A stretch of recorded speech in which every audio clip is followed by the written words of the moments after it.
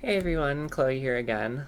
So today I'm going to start a new series of videos where I kind of talk about the process of how did I know that I was transgender and, kind of going through a little bit of a timeline over a series of videos about, some signs throughout my earlier life where looking back now, this makes a lot of sense. And then kind of slowly approaching that, dealing with these emotions, getting to a point where I'm like, okay, maybe I'm trans. And then getting to the next point where I start accepting my identity and moving forward with my transition. Um, and before I go into these series of videos, I just want to put a little disclaimer. I've mentioned this in a few other videos, but this is just my experience. Every trans person goes through different experiences in their transition. So, what I'm talking about might be very similar to what you experienced or completely different. Regardless of how similar or different it is, that doesn't make your transition invalid. It doesn't make my transition invalid. Just every trans person, just like every cis person, goes through different experiences and figuring out who they are in this world. And, transitioning is no different. So it's just kind of figuring out who you are and what works for you. Um, yeah, so without further ado, I'm going to talk about one of the more stereotypical things that some trans people talk about.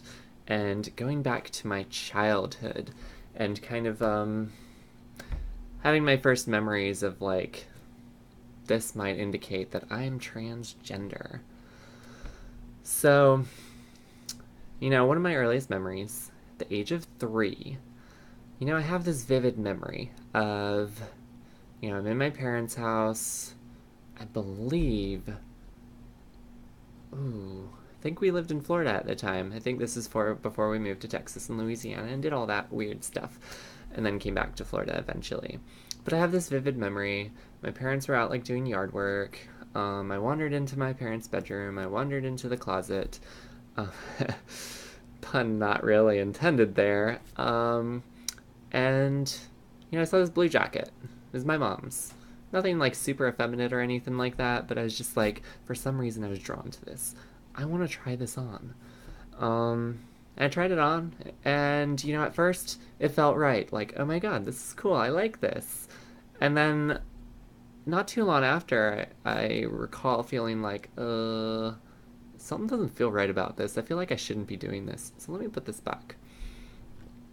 And as far as I know, this memory was I was 3 or 4 years old. It's a bit hazy.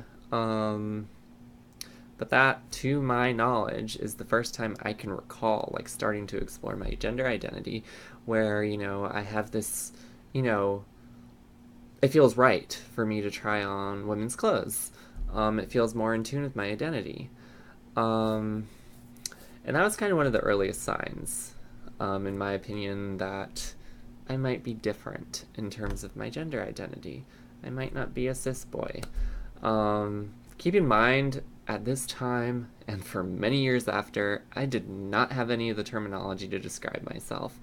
And, if I did, that probably would have accelerated things along. But I'm not going to dwell on the what ifs of the situations because that doesn't really help me. That doesn't help anyone just dwelling on the what ifs. You could spend your entire life dwelling on what if this happened, what if that happened, and it doesn't really do us any good because we're not there. We can't travel back in time yet. Um, so, yeah. Fast forward a little bit. Growing up as a young boy, um, I was always friends with the girls in the neighborhood. I didn't really get along with the guys. I had a couple friends that were guys, but they were never my closest friends. My older brother would hang out with the neighbor, and I would hang out with the neighbor's little sister. That's pretty much how it always was.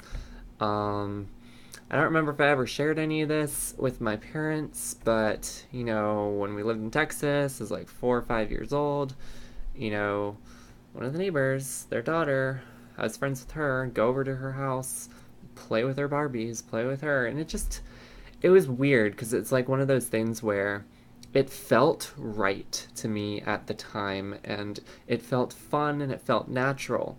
But it also felt like something I couldn't tell anyone about. And I couldn't really put my finger on why. Like, but there's like something inside of me that was telling me, like, this isn't natural. You shouldn't be doing this. And then there's something inside of me saying, but it's fun. Why not? This suits who you are. And it's very confusing. And, I was friends with a few other girls in the neighborhood and always had fun hanging out with them. And, I guess when you're 4 or 5 years old, having friends of different genders than you, or at least it appeared to be at the time, it's completely normal and not frowned upon or anything like that.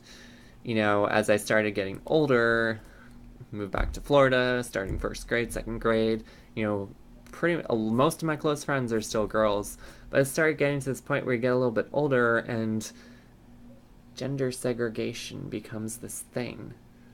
It might have been there for people who didn't struggle with their gender identity, that, boys hang out with boys, girls hang out with girls.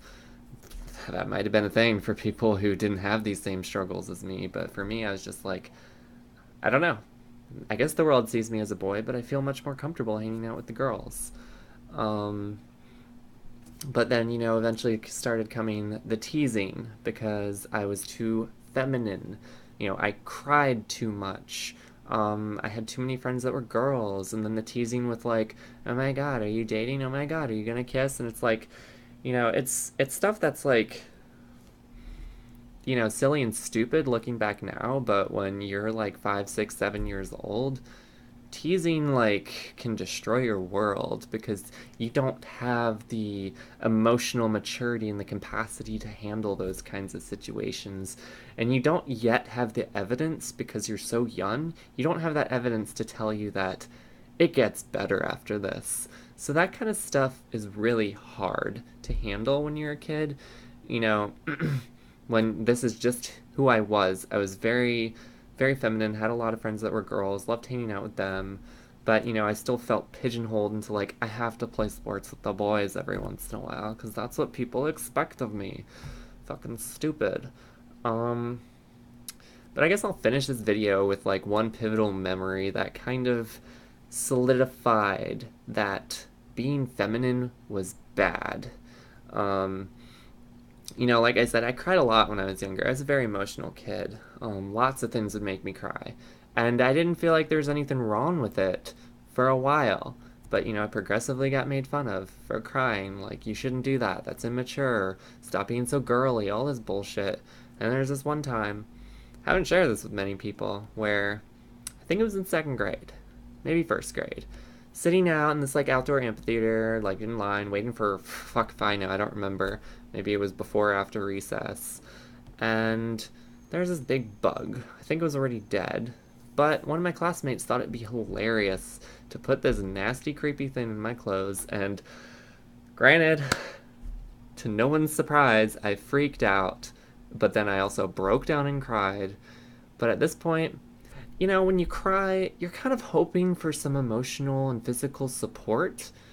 But when you cry and act girly and everyone makes fun of you and the teacher doesn't even help you, then it kind of starts solidifying this thought that, huh, there might be something wrong with me. So I'm going to leave that there. Ooh.